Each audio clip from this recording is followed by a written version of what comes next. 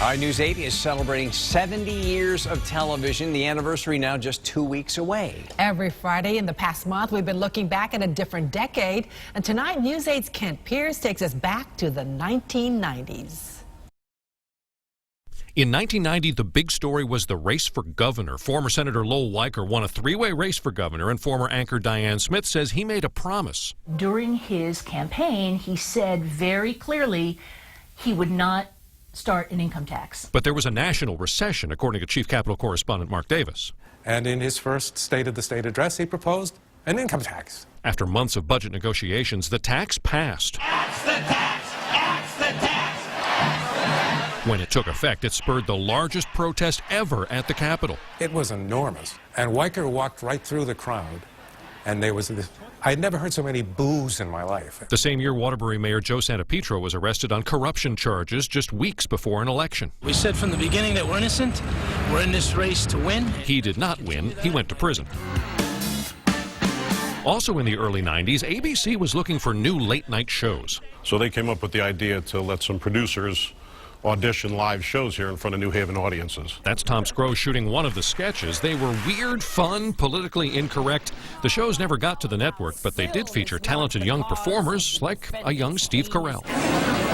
It was the start of another great run in 1992 when the Mashantucket Pequots expanded their popular bingo hall into a full-fledged casino. It was not easy. When I first went out to what's now Foxwoods, it was one elderly woman living in a trailer, literally. And she hung on to that land fiercely. 4 years later, Mohegan Sun opened its doors. Slot revenue from both fed hundreds of millions of dollars into the state's coffers, but not enough to get rid of the income tax, not even when John Roland promised to in 1994. Roland ran on the platform of repealing the income tax. So he was a rising political star, and I watched him win election. And he won 3 terms, which had not been done by any modern times governor. Channel 8 lost one of its stars in 1993, reporter Elenee Abrams. Crime stories were her passion. She was an incredible storyteller, a great reporter, and a great friend. Photographer Keith Porter often worked with Ellen and had spent the past few days covering a big snowstorm. She went out jogging that morning, that Tuesday morning, and she was hit by a car. And she had died on scene. Ellen Abrams was just 33. More snow made headlines 3 years later. The winter of 95-96 is still the snowiest in history. One storm in January dropped more than 30 inches in Litchfield County. In July of 1996, Milo Sheff celebrated the state Supreme Court decision in Sheff versus O'Neill. It declared the state had to desegregate its schools. Connecticut is still struggling with exactly how. Nobody should ever have to go through this. In March of 1998, a disgruntled accountant working at state lottery headquarters shot and killed 4 people, then turned the gun on himself. On December 4th of 1998, Yale student Suzanne Joan was found stabbed to death 2 miles from campus. When something random happens like this, it's very scary. No arrests were ever made, and just last year, police announced they were reopening the case using new technology to analyze evidence. By the late 90s, people were not just getting Channel 8 stories on their TVs. WTNH.com was the first news website in Connecticut before any other media outlet. The initial site may look pretty simple today, but state-of-the-art for its time in the late 90s.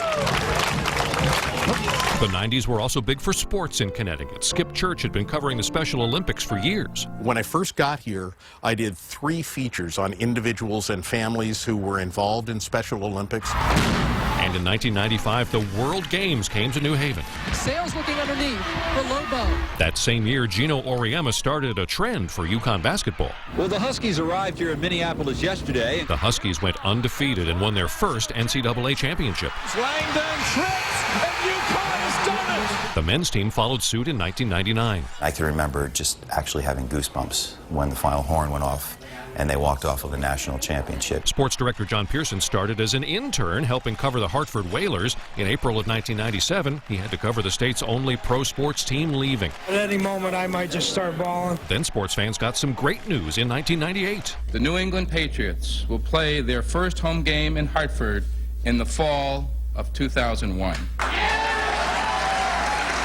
In a $500 million stadium on the river. I never thought it was going to happen. You know, I thought all along we were just being used. Connecticut was being used by owner Robert Kraft to leverage a better deal in Massachusetts. John Roland always sounded confident. terms of career accomplishments, I would say it has to be in the top 3. And then he said, I bet my political career on it that they're coming to Connecticut.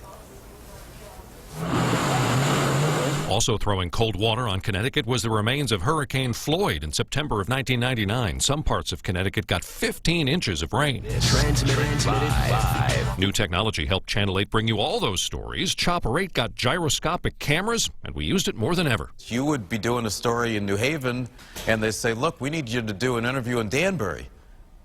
Go meet the helicopter, and you got to fly to Danbury. Satellite technology allowed crews to leave the state and even the country.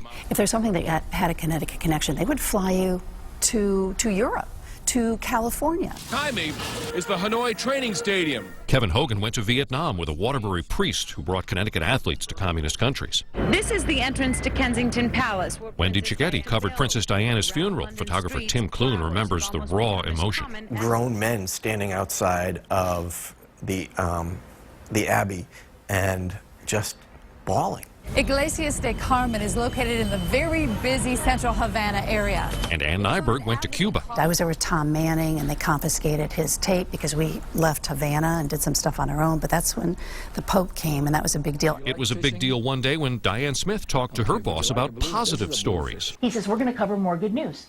I said, great. Get up to leave, and he said, and that's your job.